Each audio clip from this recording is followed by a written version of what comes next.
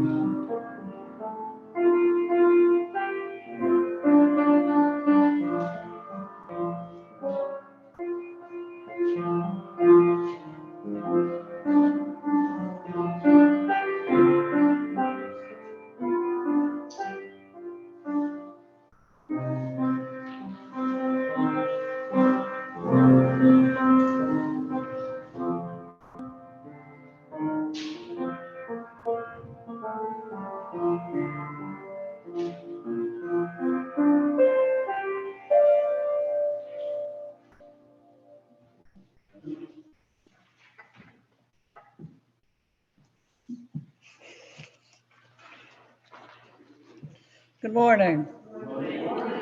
Nice to see you all today. Those of you in the room and those of you not in the room. Welcome to church. It promises to be a beautiful day. And I hope that in your lives, your day will be beautiful with the people that you love and the people that love you. That's what we're going to talk about today. What does it mean to be loved until you are worn out? Any announcements? The usual one about the Course in Miracles, which is every Friday at 11 p.m. Donald is our coordinator. Richard is one of our commentators, as is Al, and Dave Mott. Dave, good morning, Dave. We're now in how many countries? 27. 27 countries, we're growing. So that and 75 cents will get you half a cup. So I just want to let everybody know that Richard Kirk is joining us next week as our guest minister. And he'll be here.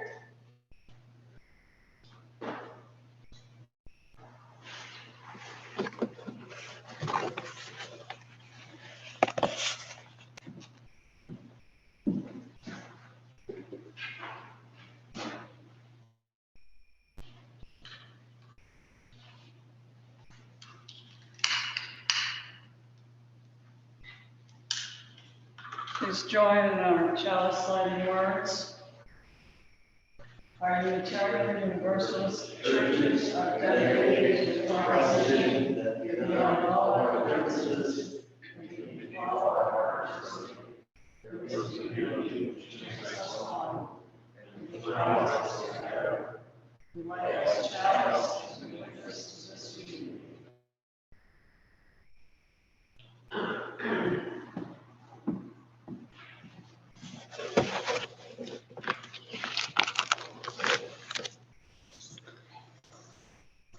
There is silence, and there is light.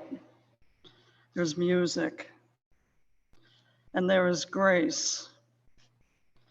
There are people, and there is life. There is hope, and there is that spirit of love. We see light, hope, and joy. We bring heart, soul, mind, and body. We share blessings and fears. We bring faith and doubt. With all that we are and all that we have, let us worship well today. Blessed be. Now rise in body and spirit for our first hymn, number 347.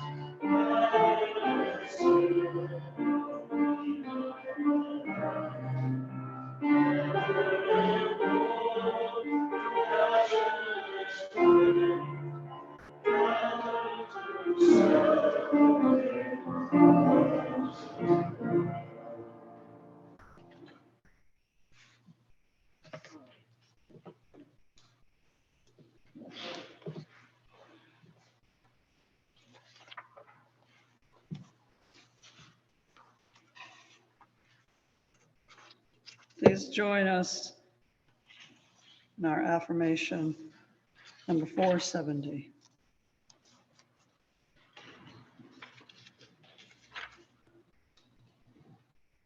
We affirm the unfailing renewal of life. Rising from the earth, and reaching for the sun, all living creatures are filled with life. We affirm the steady growth of human companionship. Rising from ancient cradles and reaching for the stars, people the world over are sleeping faiths and understand. We affirm a continuing hope. That out of every tragedy, the spirits of the individuals are lives filled with their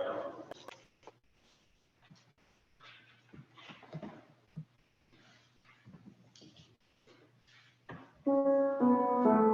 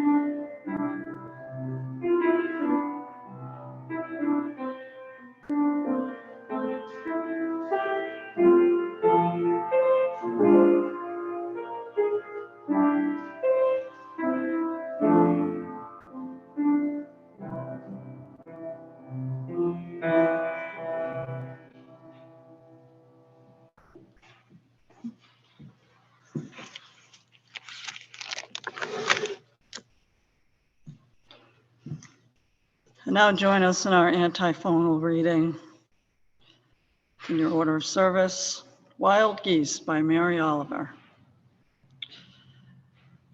You do not have to be good.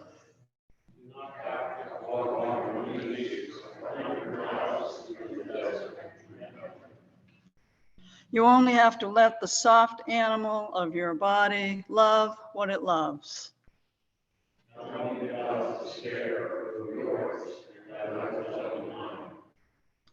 Meanwhile, the world goes on.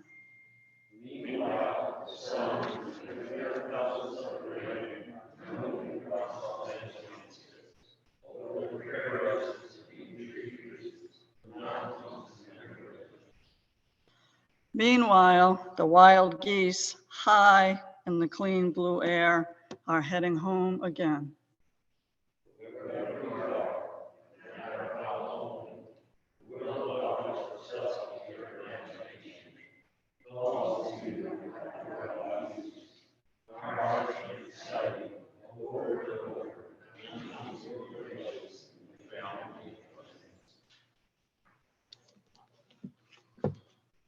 And now again, please rise in body or spirit for our next hymn, number 131. Love will guide us.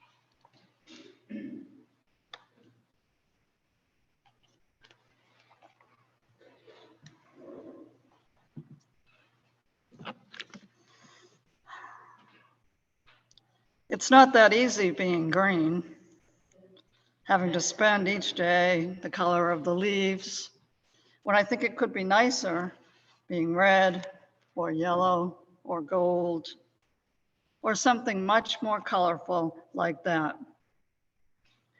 And it's not that easy being green. It seems you blend in with so many ordinary things, and people tend to pass you over because you're not standing out like flashy sparkles in the water or stars in the sky. But green's the color of spring, and green can be cool and friendly like, and green can be big like an ocean, or important like a mountain, or tall like a tree. When green is all there is to be, it could make you wonder why, but why wonder? Why wonder? I'm green and it'll do fine. It's beautiful, and I think it's what I want to be. Kermit the Frog.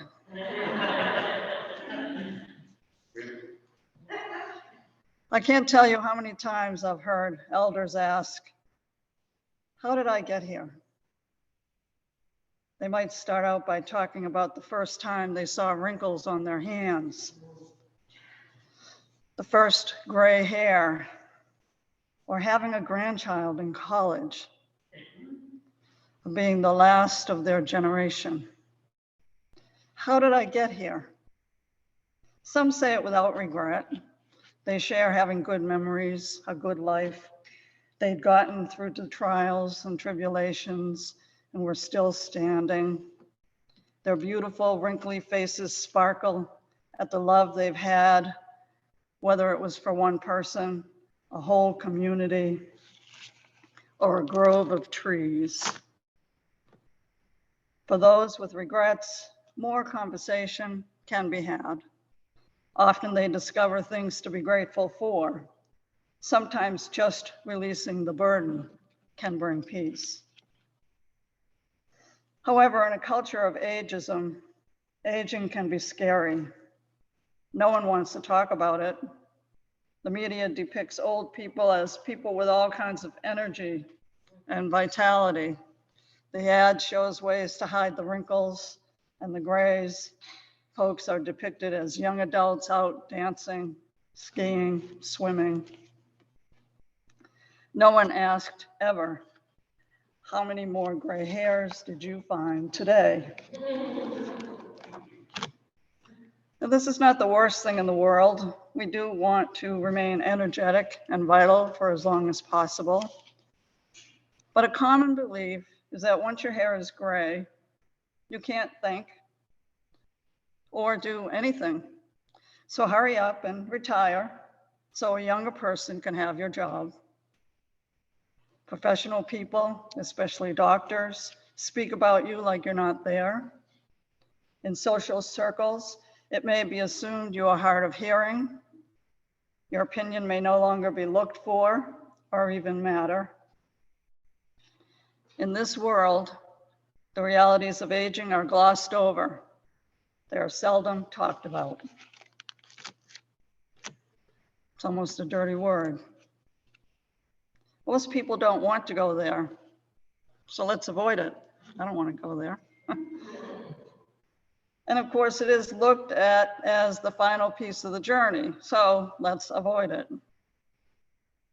Just like other milestones, aging is an unknown. We all do it differently. For people who no longer fit in the categories seen in the ads, or no longer very energetic, who don't hide their age and are proud of the wrinkles, or grateful to have a wheelchair to help them get around, the world is very different.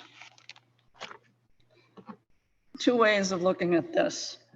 As aging elders, we are, and I include myself in that, we are considered not aging and expected to pretend it's not happening.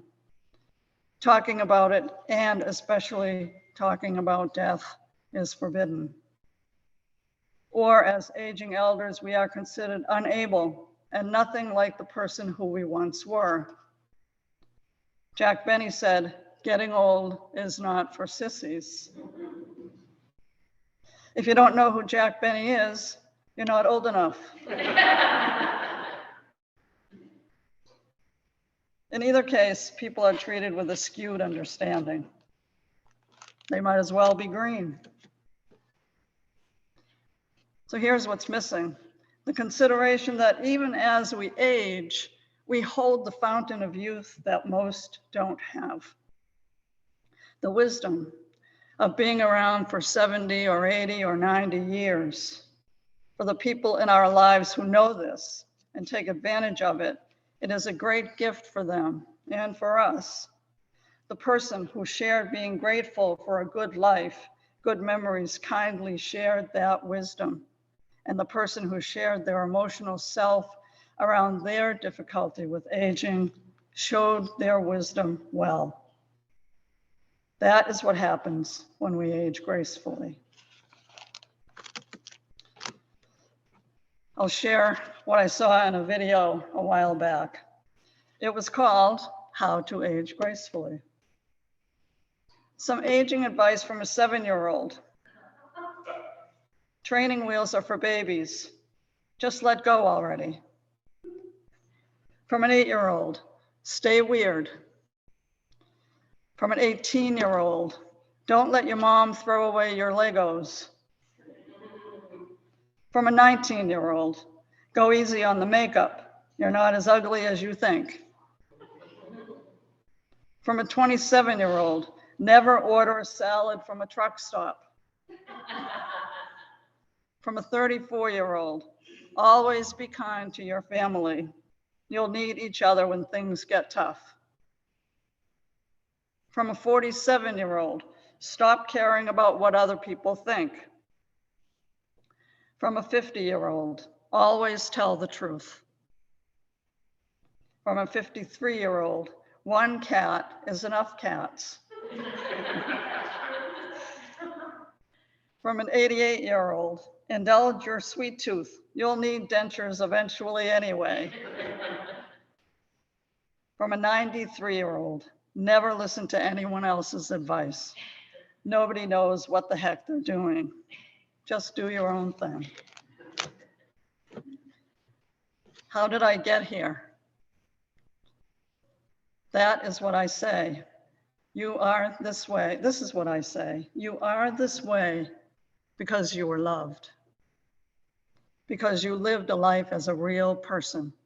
A life that was so full, it wore you out. In the story of the Velveteen Rabbit by Marjorie Williams, the rabbit, after the boy's initial excitement when seeing him in the stocking, all polished and new, was placed in the nursery shelf and ignored for a long time. All the other toys made fun of him, especially those with mechanical parts. Rabbit was only made of sawdust. This made Rabbit sad, as he wanted to be the boy's special toy. He wanted to be real. Skin Horse, who also lived there, was the only one who talked with Rabbit. Skin Horse was the oldest there, and his hair was missing in spots, and his tail had no more hair on it. He was wise, though, wise like only one with many years would be. One day, the rabbit asked the Skin Horse, "What is real?" when they were lying side by side. Does it mean having things that buzz inside you and a stick-out handle? Real isn't how you are made, said the Skin Horse. It's a thing that happens to you. When a child loves you for a long, long time, not just to play with, but really loves you, then you become real. Does it hurt? Asked the rabbit. Sometimes, said Skin Horse, for he was always truthful. When you are real, you don't mind being hurt. Does it happen all at once? It doesn't happen all at once, said the Skin Horse. You become. It takes a long time. That's why it doesn't happen often to people who break easily or have sharp edges or who have to be carefully kept. Generally, by the time you are real, most of your hair has been loved off and your eyes drop out and you get loose in the joints and very shabby. But these things don't matter at all, because once you are real, you can't be ugly, except to people who don't understand. Well, Rabbit wasn't crazy about the idea of becoming shabby or worn out and wished he could become real without that, but he still wanted to be real very badly. And soon after this, Rabbit was rediscovered by the young boy. He had grown very old and shabby, but the boy loved him just as much. He loved him so hard that he loved all his whiskers off, and the pink lining to his ears turned gray, and his brown spots faded. He even began to lose his shape, and he scarcely looked like a rabbit anymore, except to the boy. To him, he was always beautiful, and that was all that the little rabbit cared about. Kermit the Frog was displeased at being green and thought there was something better, something more flashy, or red, yellow, or orange. Then he found the wisdom and the beauty of green like a big ocean, a tall tree, or green like the color of spring. He learned to embrace his greenness. Last month was Valentine's Day. Every day should be Valentine's Day. Or we could call it something else, something us UUs could make up, meaning express your love. Be aware of your love. From the Teal Hymnal, as UUs, we stand on the side of love, hymn number 1014. When things go awry, we begin again in love, hymn number 1037. With love, we show our fire of commitment, hymn number 1028. And when the spirits say do, hymn number 1024, we love. Keep loving everyone, even those that are green, until they get worn out. And remember, to those that love us, we are always beautiful. May it be so. Amen.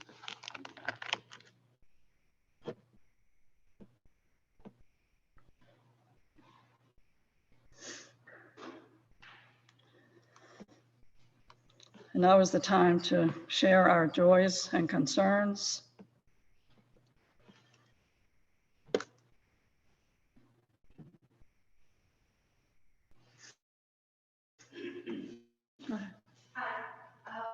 Susan is with us today. Her mom, I guess, is going through some heart disease, and she's been going to spend time with her mom. So, and her good thoughts.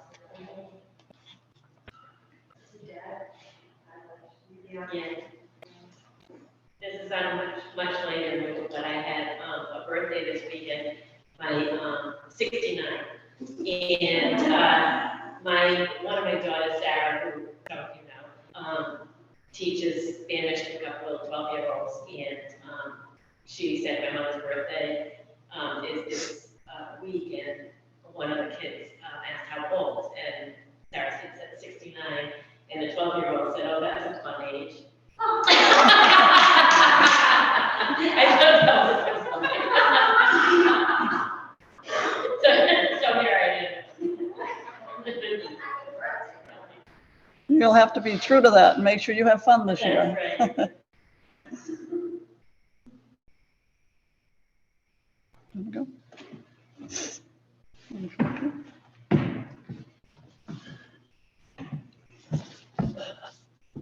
Good morning, everyone. My big joy is to be here today. I'm sorry I might get emotional, but a couple of weeks ago, I was out enjoying my day at the Dartmouth Mall. It was a nice 40-degree, probably mild weather. Something happened to me. Something inside of me was telling me something was wrong, but I kept refusing to figure out what it was. I ended up leaving the mall, getting on the bus, heading back to New Bedford, and starting to feel worse as the time had gone on between the 15 or so minutes on the bus. But when I got to that bus terminal, something happened. I couldn't get off the bus. I had fear, I had pain, something was wrong. I have a cardiac defibrillator implanted in my heart because I have a supraventriculum tachycardia mitral valve prolapse. I've learned that word many a times over the last 30 plus years that something was wrong, and I was being stubborn about getting help that I needed. I started to feel weak and flushed, and ended up, for some reason, something took over. The spirit of life. I walked over to the police station and asked for help. The police officer came out and called EMS. They arrived, and my heart rate had gone way beyond my limits. My defibrillator was working as it should with that AA battery. It was pushing 128, 130, going into a rhythm that I knew it was going to be serious. But I was lucky. Something was there. Someone was there over me, looking over me, helping me make the right decision as I went to the hospital and my heart had gone even higher.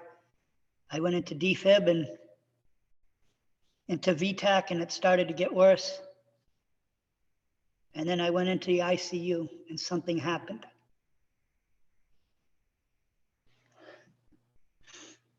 I'm not sure if it was just because God was looking out for me, or if it was just the spirit of life that I feel in the Unitarian Church, that I had people who are family. I started to pray and say, help me, give me strength. Lord, help me, give me strength. The nurses came in and helped me and gave me strength. They took a test and found out I had COVID, and that was hard for me. Because then fear got in, and I started to get scared, and my heart rate went up again, and I went into a VTAC because of fear. They caught it, and they said, hey, relax. Something happened again. I felt flushed. I felt peace. I felt something was happening to me that I couldn't explain. And then the joy happened. My heart rate went down. I started to look up and open my eyes and realize these nurses that were standing around me were giving me life, were helping.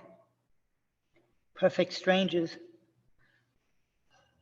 I had no idea what was going on, just that I was scared. After a day or so in the ICU, I got better and stronger, but I was at fear because of that COVID fear of the last couple of years that people have been dying all over the world and struggling, and I felt that something was wrong. But then the nurse I had spoken to said, don't worry. You're in good hands. My spirituality took over. I smiled. She smiled back at me, and I sat up. I was told, don't sit up, just stay back, lay down. But I couldn't, I sat up. I said a prayer, and I think God heard me because Saturday morning, something happened on that day. On the third day of the ICU was, I got good news that my heart rate had gone down, was beating at 68 to 70 beats, normal for my situation. The medications were working on the COVID and destroying that bacteria that was in me. On that Saturday afternoon, they said, hey, good news was that I was able to go home. I felt good. this nurse came in and said to me, "I told you, you're being watched over." That felt good. I was sad because on Sunday morning, I couldn't come to my Unitarian church because of my health. And I knew that if I had done it, it would have been the wrong decision. But I knew that the people around me were around me in my heart, in my mind, in my soul, that prayers were happening. I felt good that Sunday morning. Every day I was told to make sure you take your meds, drink plenty of water, and get some sleep. And I did. I was able to watch some television, which is on my little iPad that I had gotten from my Reverend Richard Trudeau, that I was able to watch some comedy shows and some things that gave me some spirit, some life, and made me feel better and being confident. And then each day gone by, all this week, I got better and stronger because I kept thinking over and over again. I knew that at the end of the week on Sunday, I was going to be here today to let you people know that I'm okay, that God looked out for me and everyone's prayers came through, and I feel strong today. I feel loved. I feel joy. And I don't know what my next step is from this day on, but I do know that what happened to me in my past is past. I can only look forward to my future, and my future says is that be strong, and don't give up on faith. Thank you all for listening to you, and I really say it from my heart. Your prayers were answered. I'm here today. Thank you so much.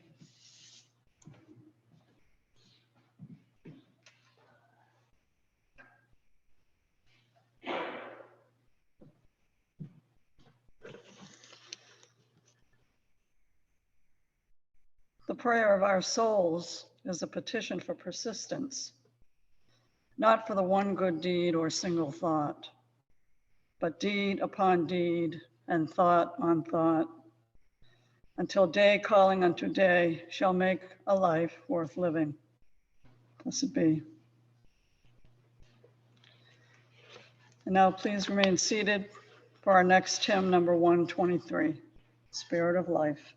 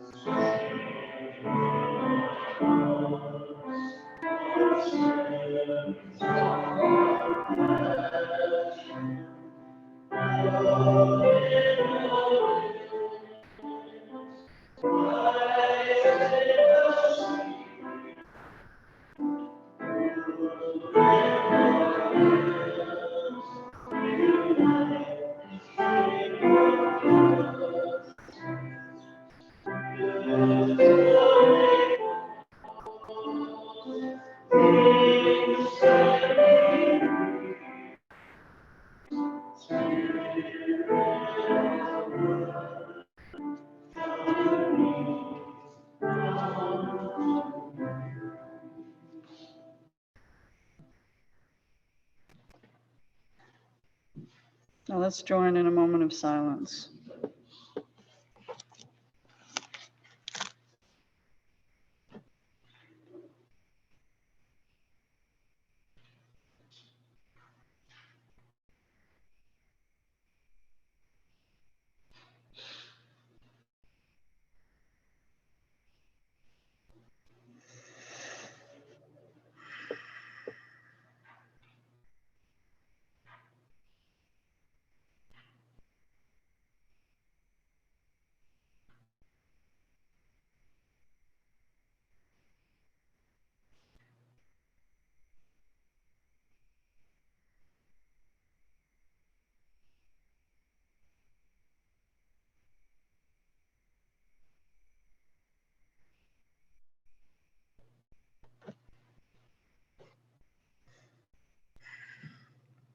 Amen.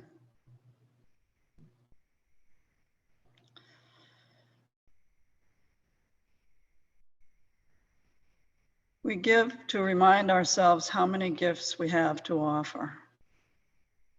We give to remember that we are part of something bigger than ourselves. We give because we believe in music and sacred space. We give with the faith that together we have enough. Now we shall have the offertory.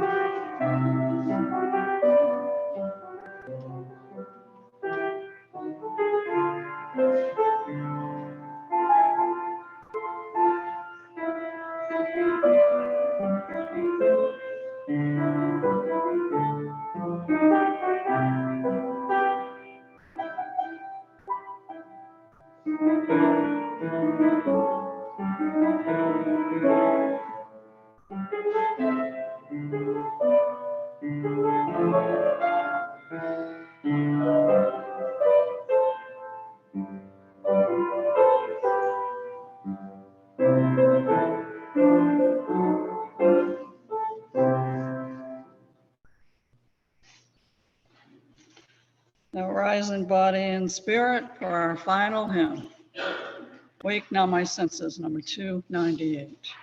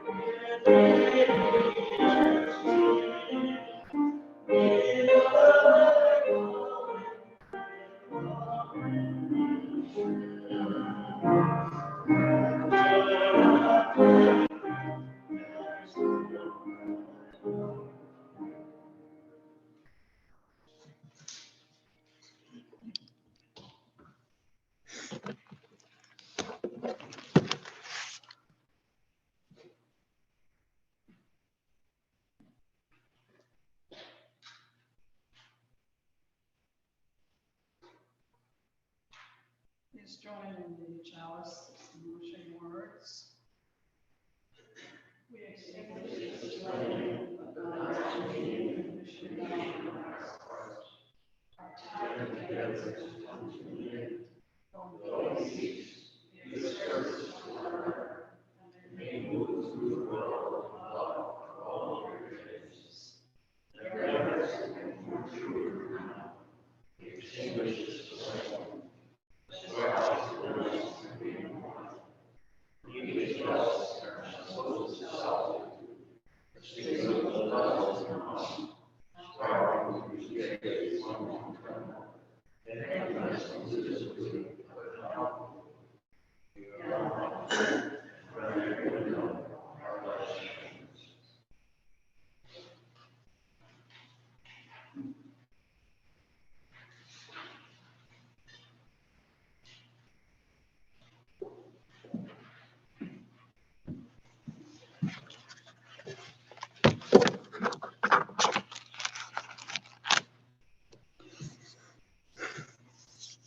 So as we prepare to go back out into the world, may we bring Kermit and Rabbit and Skin Horse and the boy with us. May we love and be loved until all are worn out. Blessed be.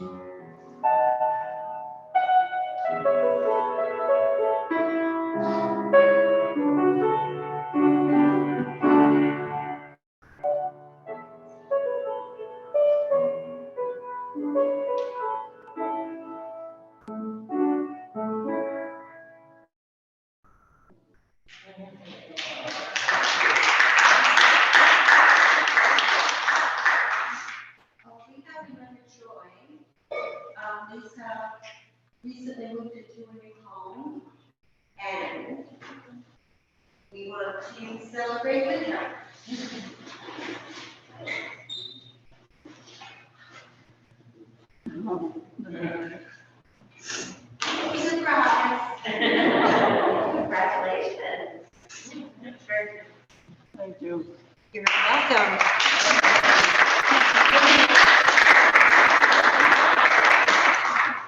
I have to open it in front of you.